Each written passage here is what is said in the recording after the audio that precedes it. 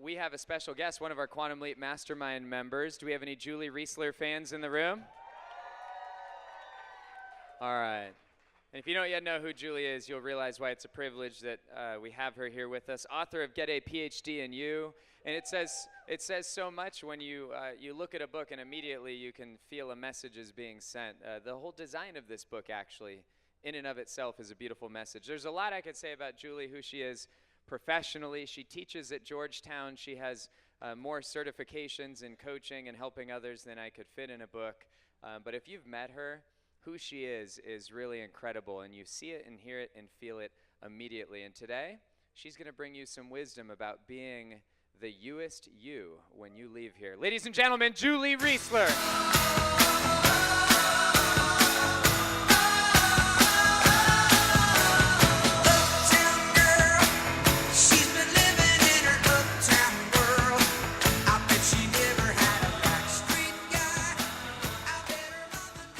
Hold it like an ice cream cone. Hold it like an ice cream cone. Hi, everybody.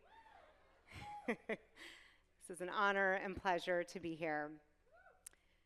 Just take a moment, take you guys in. Thank you. So my question to you is, who is the You-est You? Just take a moment. I'll take answers after. Just think about that for a second. Who is the You-est You? What are some words that come to mind when you think of that? So before I tell you how QLM completely helped me to step into my me-est me, I just love to make up words.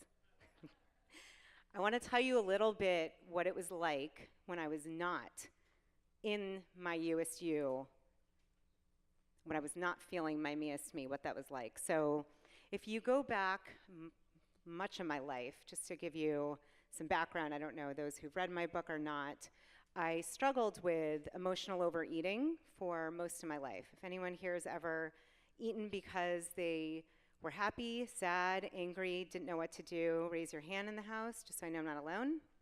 Oh, cool, yep. Hello, friends. Hello, sister and brothers.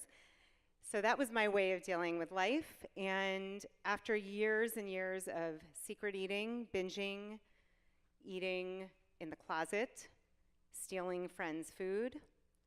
Irony is I worked for Panera Bread for 11 years. I was director of recruiting, did customer service, and I had free bagels, free donuts, free croissants every single day. And that was a freaking disaster.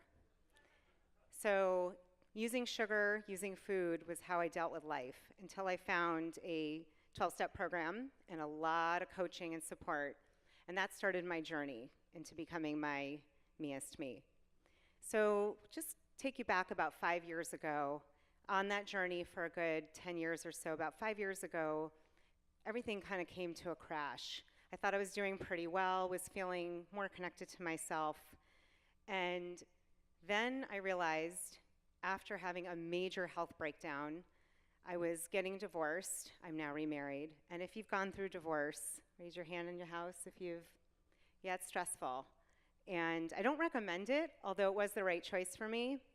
It's not something I recommend. However, sometimes it is the best choice. And so going through that, I was working a full-time job. I had 2 children under the age of 5. And I was getting my master's degree in health and wellness coaching and about 4 other certifications. Now you tell me, does that sound sane? Not at all. So all of this compounded, and I could have gotten my master's in people-pleasing and looking like I'm happy and wanted you to think I was doing great when what was going on the inside was feeling completely detached and completely out of who I really am. So putting all those things together, if you'd asked me if I felt stressed, I would have said, no, not really. I mean, there's a lot going on, but I'm fine. Well, at the time I started dating somebody, we were at Target, of all places, and the next thing I know, there's EMT. They're taking my pulse, they're taking my temperature, and I'm thinking, what the heck just happened, and why are they here? I'm healthy. What's going on?